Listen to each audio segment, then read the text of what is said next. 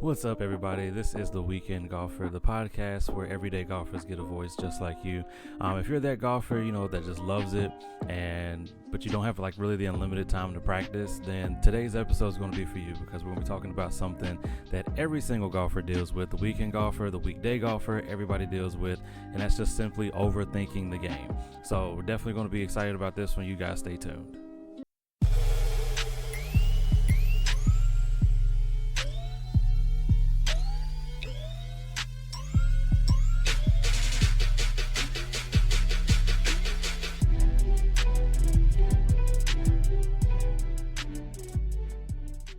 So, first thing I wanted us to kind of dissect really today is just why does golf sometimes feel so hard? Why does it just feel like it's complicated or it's just difficult?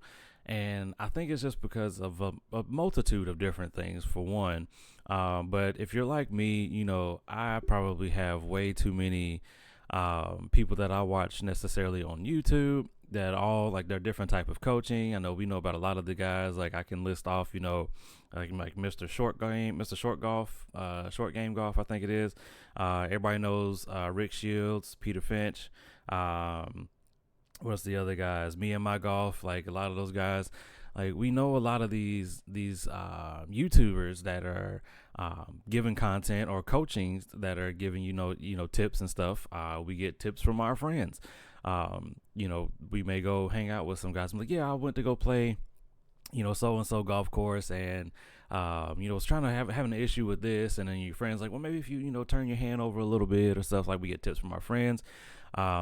In this day and age now, we scroll TikTok more than anything.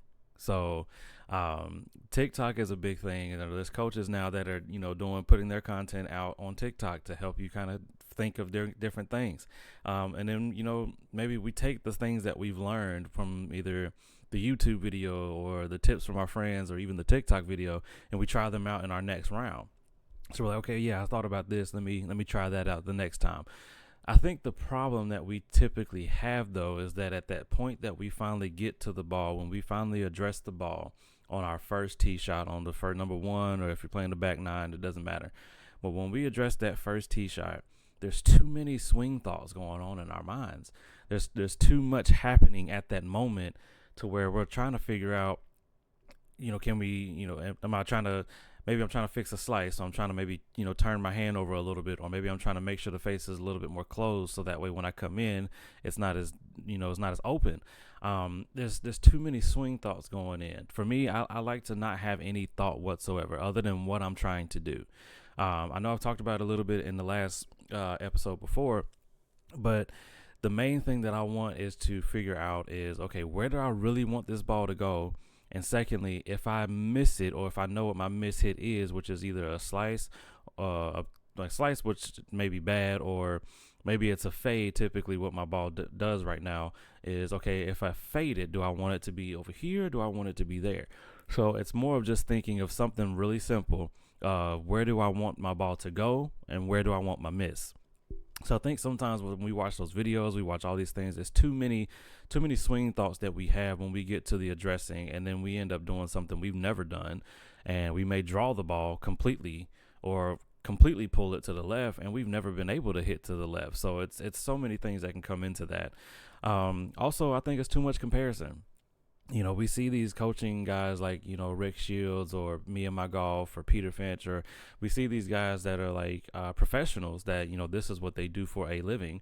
And they maybe coach in their side time, or they may do other things, but there's a comparison thing that happens too when we see that, oh, Tiger kind of brings his shoulder in a little bit, or he dips his, he gets his hips out further or something like that.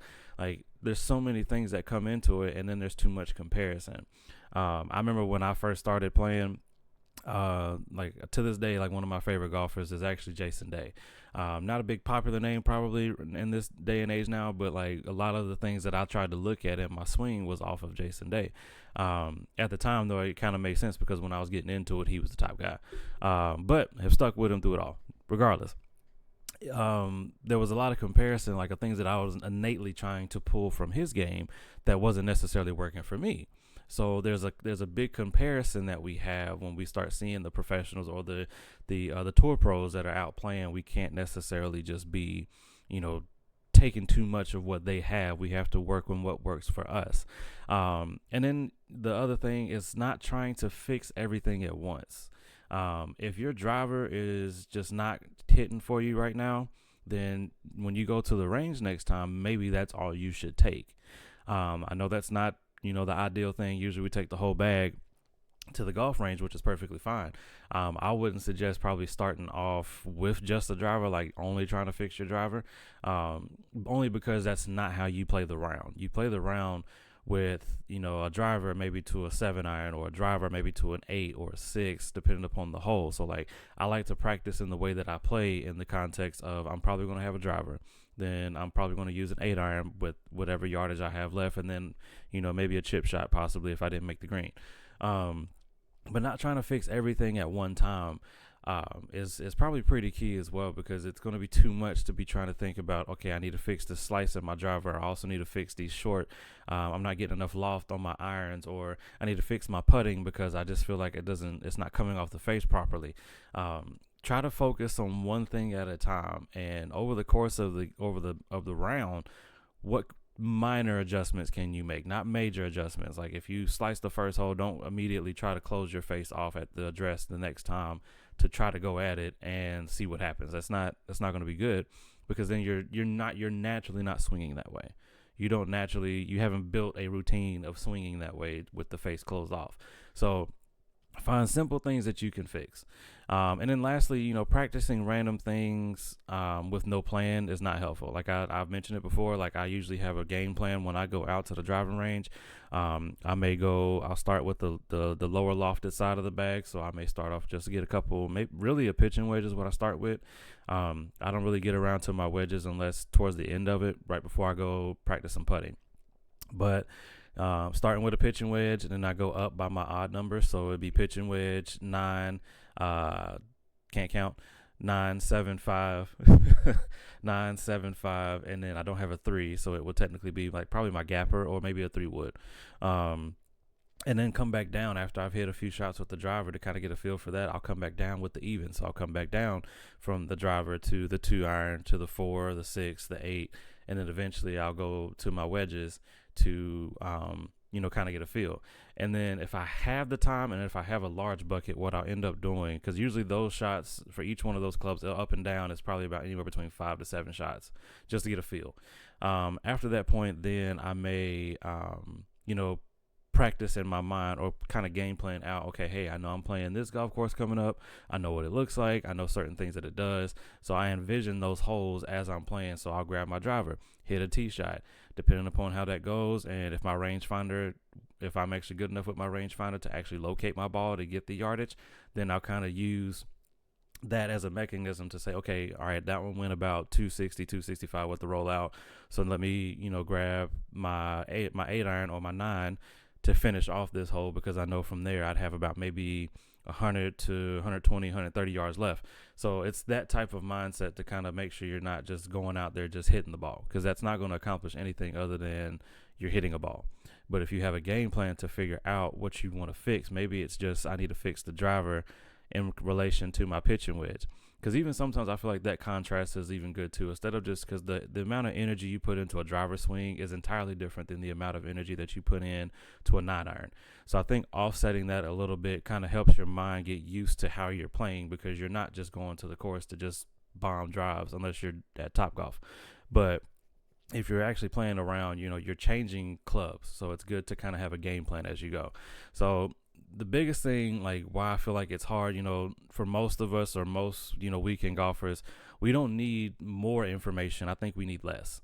We need less information and more opportunities just to go out and see what our game is doing. The more opportunities we get to actually be on the golf course, to be at the range, to work on the things that I feel like we need to work on, the better we are. Sitting at home watching videos is great. I mean, all day long, I could watch a thing of golf. I can watch old golf tournaments from the tour pros. I can watch all that all day long. But at the end of the day, that information is not helping me as I'm sitting down in this spot like I am now. It does not help me until I get out on the range or out on the golf course and start implementing some of the things that I know I need to fix, or maybe even some of that information that I've gathered.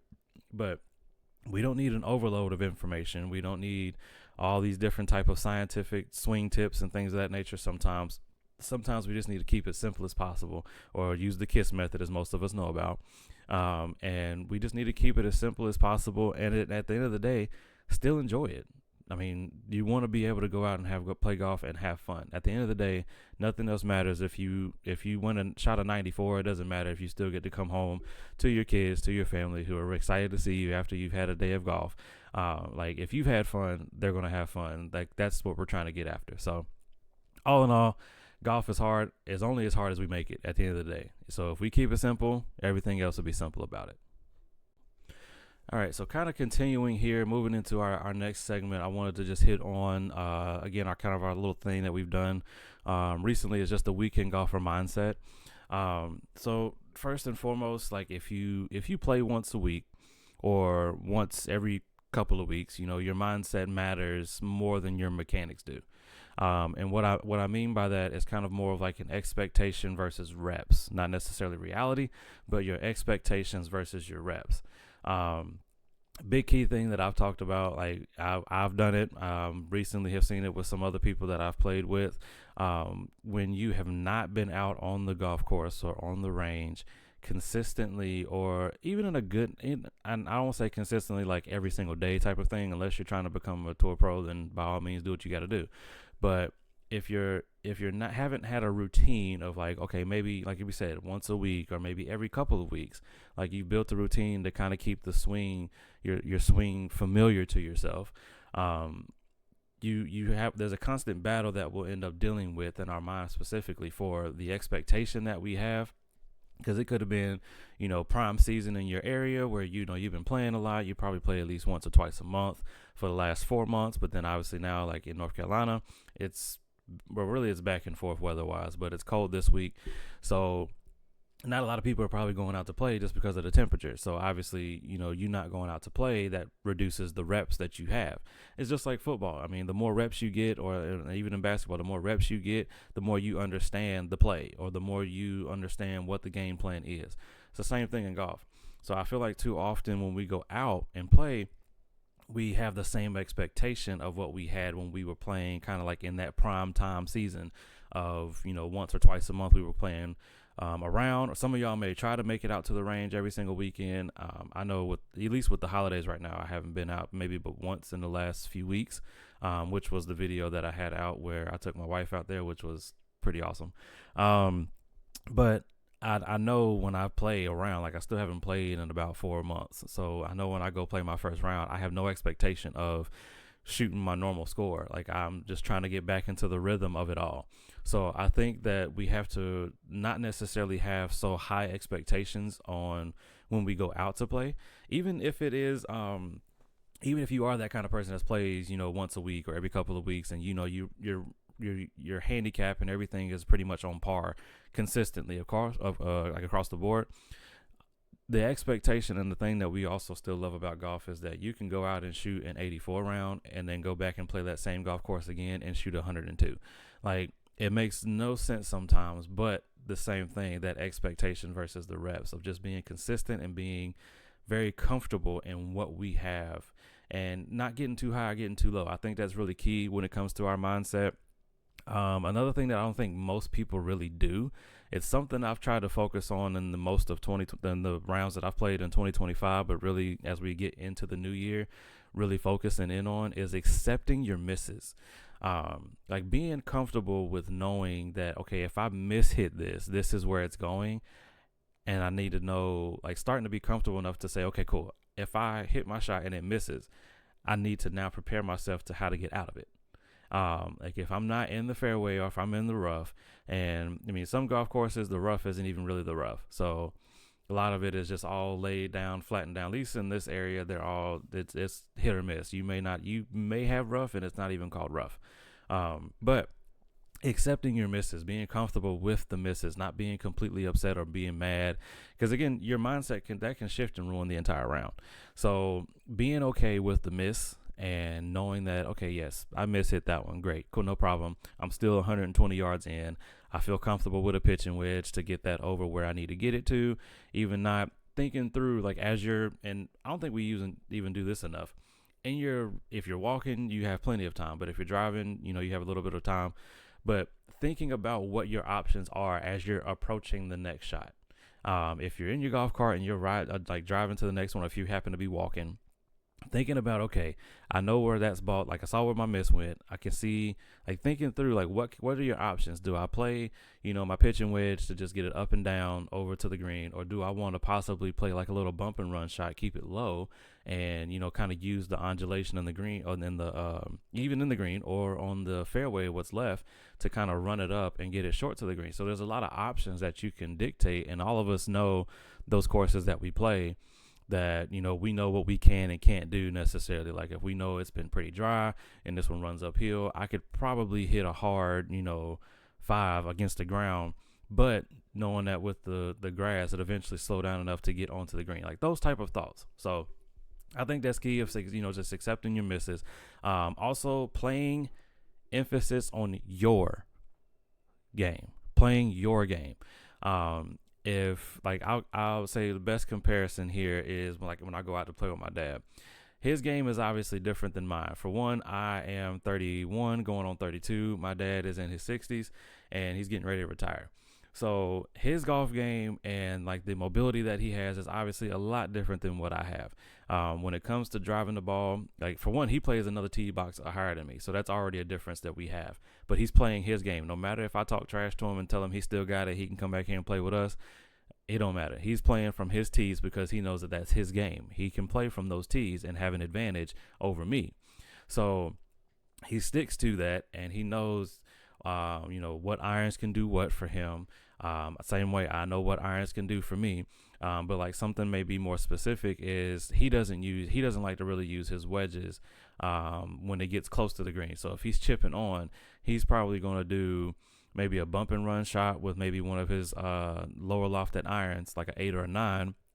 Or one thing that he started doing, he did a while back, but he brought back kind of a little bit, is using his hybrid and actually doing a putting stroke. So it gives it enough off the ground to get it where he needs it to, but it still runs down to where he probably may necessarily want the ball to go. So for me, though, I'm pretty good with my wedges to where I would at least probably get it up and down. Worst case scenario, I don't do it often, but I may flop one up to the green. But like, our games are different when it comes to that. So sticking to what your game is, not necessarily trying the tip that your friend gave you, or the video clip that you saw that says, oh, you should try this. Like, stick to what your game does, and if it doesn't work, maybe you tweak it the next time you're on the range, but stick to your game. And then lastly, choosing consistency over hero shots. I'm a big person for this, as far as when you're playing with some good friends and one of them outdrives you, the next par 4 or par 5 that you're looking at, you're thinking about, all right, I'm giving this one my all. Two things can happen in that capacity. Some of us need to recognize how old we are, and we can't be driving like Bryson DeChambeau sometimes.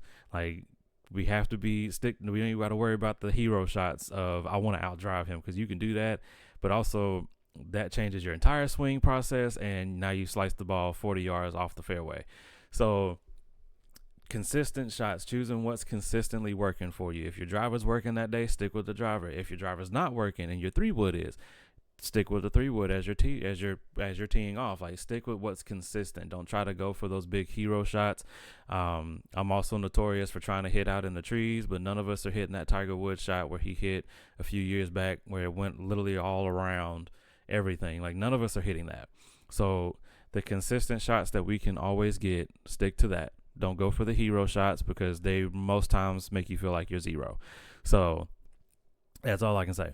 But I mean, how many times have we striped one down the drive and then we tried to swing harder the next one, and again, like, we lost it. So I've done that too many times, and now, like, there's a certain hole for anybody that's in the Charlotte area, Charles T. Myers.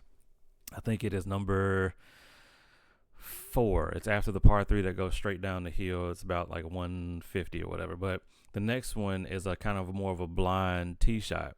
And again, kind of going back to what we were talking about earlier about playing your game. My dad would go out and he'd hit his driver, put it somewhere out in the middle, and that, the fairway's pretty wide, so put it out there in the fairway and be good. But for me, my driver goes further, But I know I have the fade that puts me outside closer to the cart path. In worst case scenario, that drops me on the cart path, and now I'm flown over to back to the cart path between home number 1 and number 2. So I don't want to be too far down. So for me, my game may be I'll take a 4-iron or a 5 just to get something in the fairway far enough down that then I could probably use my 3-wood to help, make up some of that distance on my next shot. So those type of things, like, you have to stick with what works for you. Stay consistent. Don't worry about those hero shots. And if somebody outdrives you, give them a congratulatory clap. And especially if they're a person that normally doesn't, there's no need for you to try to Bryson DeChambeau the entire thing or long drive, the ball and throw you back out.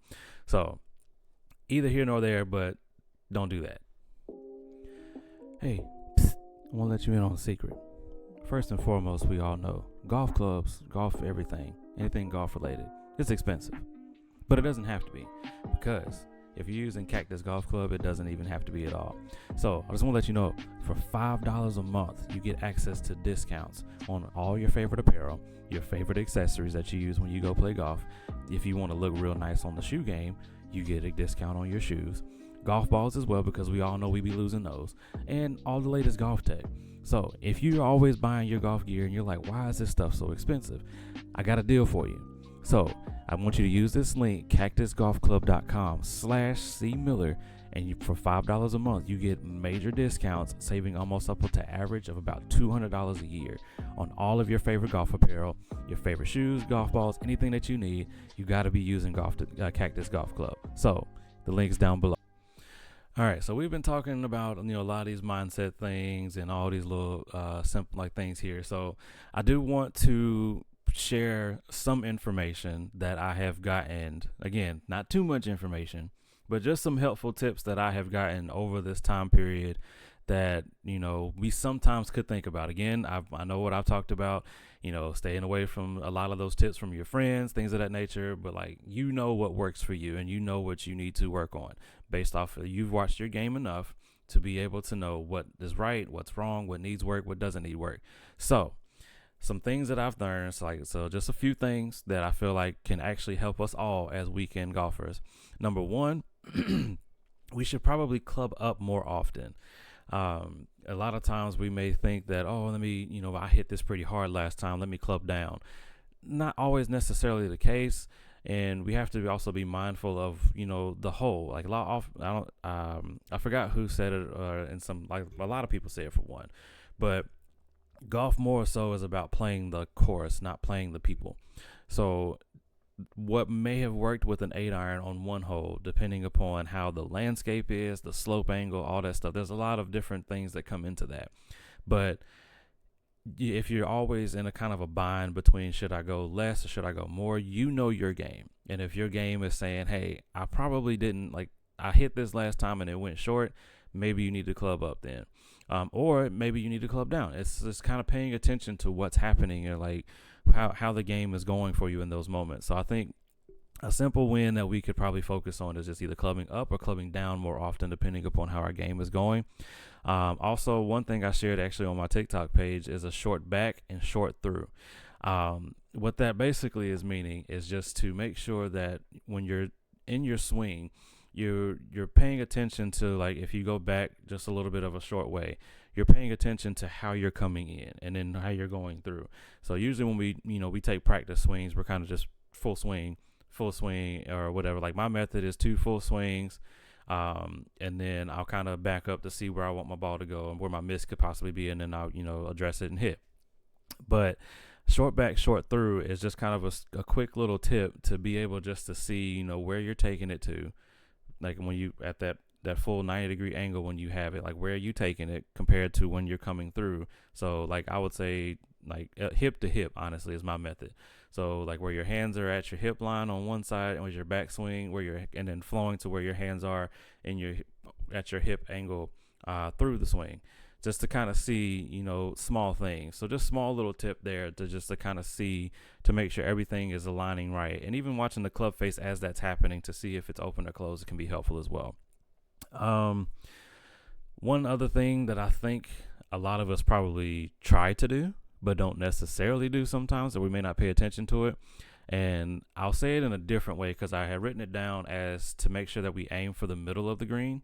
But I want to flip it a little bit and say that you obviously want to aim for the middle of the green, but pay attention to the tee markers. Sometimes when you see it on TV, you don't necessarily, it's hard to kind of judge because they're just pretty much spaced out to where they can aim and they play their shots. But again, these are tour pros and we're weekend golfers, so it's not totally different aspects of the game. But I can say that again, like that's pretty much, I guess, like the home course at this point because I've mentioned it so much.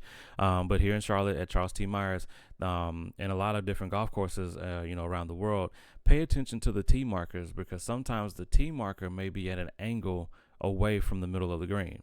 Or if you see like from the left side of the tee marker to the right side, sometimes they may be angled a little bit differently, not necessarily kind of getting you to aim at the middle. The reason why I was mentioning Charles T. Myers is the number 4 hole. No. Let me go back a little bit. Actually, I think 4 was the par 3 now that I'm thinking about it. Okay, number 1 goes straight with the thing, 2 comes back. So number 3 is what I'm talking about. The hole I mentioned earlier was actually number 5, that one that I was talking about with me and my dad playing your game. But number 3, the hole kind of goes more of like, if you look at it like a clock, I would say the tee boxes are set to go always, most of the time, straight 12 o'clock, like straight in front of you. But the hole itself kind of goes a little bit towards 11, and eventually the hole is back kind of that way, but it's in between. Like if you're looking at a clock, on the face of a clock, I would say the hole angles more to 11 than it does 12. So it's one of those things that you want to aim for the middle of the green, but you want to make sure that you're paying attention to where the tee markers are, so that way you're not, it's kind of almost like an optical illusion a little bit to where it throws you off to where you're aiming. So you just kind of want to make sure, in the capacity of aiming for the middle of the green, also making sure that the tee markers are not angled in a way that may throw you off a little bit. Another thing, play the club that you trust. If you trust the club, I know my brother-in-law, his 6-iron is probably his trusty dusty. So if you know when you're in a bind and there's a club that works for you, play it. Don't just talk about it. Actually play the club. Play the club that you trust the most. And it gives you a confidence over the ball. For me, like lately, it's been my 2-iron. I've been able to hit it off the tee. I've been able to hit it off the floor. That club is just very helpful. And so that is one that I will trust the most. And then, of course, we talked about it last, but, avoiding those hero shots. Not trying to do too much because a hero shot can, again, make you go feel like zero. And not oftenly does it turn into where you hit a hero shot and you come out with a par or something better. Most of the time when we try a hero shot, we end up making double, if not triple bogey at that point. So there was one of my dad's friends that we've played golf with before. He had mentioned something that said boring golf scores better. And it's really interesting that that's, pretty simple, but boring golf can actually, it does score better. If you're playing the simple game where you want the ball to go, it's nothing theatrical, no hero shots, no, I'm about to hit this drive and you try to get a 280, like no stuff that you hadn't been able to really do consistently. Just the simple game of golf, boring golf scores better. So though, again, those are just some helpful tips. You can take them or leave them. I'm not the one to suggest. I am not a professional of any by means necessary, whether playing or teaching. But these are just some things that I've learned in the last 11 odd years of playing golf, of just these things. So clubbing up or clubbing down more often, short back, short through as more of kind of a feeling to get your swing together. Aim for the middle of the green, but be mindful of the tee marker angles. Play the club that you trust and avoid those hero shots. So, as always, though, boring golf scores better. So, all right. So in this next little portion here, just a quick moment, I just wanted to share our swing confession time. So I had put down a few things that I wanted to possibly bring up, but just actually wanted to go back to like some of those hero shots and that type of concept. I know I've probably burned that out today already. But it's the small things that may throw you off, that may work one or a few times on the range, but then you go out and try to play it and it doesn't necessarily work. But for me, I know that trying to get up to the ball and maybe watching a video or a video or something, and then trying to adjust. Maybe it's the hands, or maybe it is the path. I think one of the things I've noticed for me lately is I feel like my right foot is a hair back from my left, which makes my stance to be open, which I feel is causing the process of the part of my sometimes fade or slice in that capacity. So that's one thing I've been trying to fix, but that's also over, watching a few videos of myself and trying to figure out what can I do. So that's just kind of those things. But at one point I have tried to fix that, and it felt really weird because I've gotten so used to having that stance, not knowing that one foot may be right behind. Or I could make it, like I said, it's a hair behind. But trying to fix that, maybe put it forward too much, and then now I'm having like these weird, I've had these weird type of angle shots that goes out of nowhere. So sometimes a simple adjustment can, actually ruin everything, because then, like, you're hitting the ball and it's not even going the way you wanted it to. Like, I remember on a wide range aiming far left, maybe probably about, if I kind of go with the clock method. If I'm facing 12, I'm looking at about 10, almost 9 on the face to aim. And like, my body's that way, everything's aimed that way. But because I had my foot higher, I hit it, and then my ball completely goes to almost like 7 o'clock. Like, this thing almost boomeranged back to us. So that sometimes those adjustments may not necessarily always be the case or the best thing, but working again with what works for you. So if it is that my foot is kind of slightly back, then maybe that's just what I might need to kind of get familiar with in order to figure out, okay, if I slide it up a little bit, what does that do? If I slide it just where I normally have it, what does that do, type of thing. So again, it's all right to, try to fix and try to change things. But the thing that I learned with that was, like, I didn't need to make something drastic to get a better swing. I needed just to make better decisions in what I'm trying to do with the swing. So good tip there. You don't need a better swing. You just need a better decision as far as, okay, if this is my swing and this is where this usually happens, then let me make a better decision to maybe aim a little bit left, aim a little bit more to the right, so my ball lands where I want it to land. Just a quick little swing confession, helpful tip, right? All right, for this little bit of the last moment here, I just wanted to just quickly hit on, just why we enjoy golf so much. As much as we try to go out and, again, if we're that once a week or once every 2 weeks type of person and just see all these things that we're doing, we try to fix it, we try to change it, we may try to adjust things, all that good stuff. But, we have those rounds that just, you kind of start questioning why you're even out there. I just kind of still, have that moment, or like think of like we talked about it, I think maybe in the first or second podcast, of the small wins, or those little things that keep bringing you back out. I can say for myself, like when I first kind of got back into golf, went out on a golf course with one of my supervisors when I was working at a YMCA, and we were playing just the back nine. I was not hitting anything good. Stuff was going every which way direction. We were playing captain's choice, so luckily I was just, picking up my ball and going if I found it. But when we got to 18, I played from where he landed in the fairway, and I actually was able to chip in and then made a birdie on that hole. So, like, those are those type of things that you kind of want to remember. Like, anytime that you've had a good round or any, good shots, start thinking about that. Like, if it's just at a point, golf has just been frustrating lately. Like, think about why you started playing. What brought you out there? For me, like, again, I had started back in my junior year of college, but prior to, I was playing, as a younger kid, and I actually kind of wish I had stuck with it then, because I felt like I'd be a lot better now. But if I had stuck with it when I was younger, when my uncle would take me out into the yard and just hitting, using his clubs, hitting golf balls out in his, he had a pretty long yard, just hitting golf balls out there, like, it'd have been great.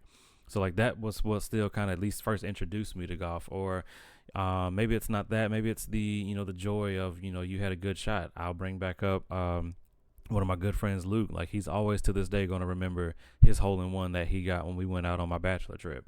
Like, that's a joy that even I get to just experience because I was there. Obviously, I didn't hit it in. I was the one talking trash, telling him he couldn't do it. But that joy of him seeing, like, seeing him run down there to celebrate that and needing his asthma inhaler, his inhaler after that was really fun too. But that whole joy that we all got to experience with him, that's those moments that we still try to chase. So that's what brings you out. Or some of us are really simple, just being outside. Um, everybody knows the saying that if you're out playing golf, that's way better than being in the office someday. So like just being outside sometimes can be good. Times with your friends, just enjoying that time. Or just if you're kind of like the person that just enjoys progression over perfection, like just seeing your overall progress, and you just enjoy, okay, maybe this round wasn't good, but next round's going to be better, and then you go out and play and it is better. Like seeing that progression over time, that's those type of things that just kind of help us enjoy golf a little bit more. And you don't have to be great at golf to love it. At the end of the day, like we all can just go out and play the game that we like. We ain't got to be great at it. We paid to go out, like we have paid our money to come out and play and have a good time. That's the thing that we have to remember. No matter how bad the round was, you paid to come out here and do what you're doing. So enjoy it. And if you still need some extra motivation by the second 9, then go grab you a couple of brewskis and get yourself together and enjoy the rest of the round, regardless of how your first round has been. But again, even when we try to do all those tips, or they'll take those tips and try to fix things, just enjoy what you're doing at the end of the day. If you enjoy golf, it's that much more better regardless of what you scored. All right, ladies and gentlemen, all the weekend golfers, we have reached the end of this podcast. If this episode has helped you out, I need you to do me a favor. For one, I need you to follow this podcast, leave a review, share it with somebody that you play with, listen to it in your car. I know my wife listens to it, and she doesn't even play golf, but I have her coming on in an episode later down the road. But again, if anything, if you just enjoy it, if this helps you, definitely, I want to see that engagement. It's okay to engage. Comment your biggest, overthinking thought, or your overthinking moment. Let me know if you're watching this on YouTube. Leave a comment down below of what's the biggest thing that you've tried to fix.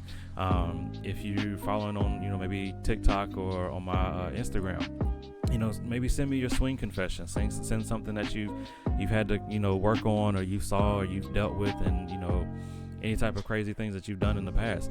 Also, I'm doing as best I can to kind of come up with different things to talk about. But if you have any ideas for an episode, let me know. Send me a message. You can follow me on TikTok, The Weekend Golfer. You can follow me on Instagram, The Weekend Golfer.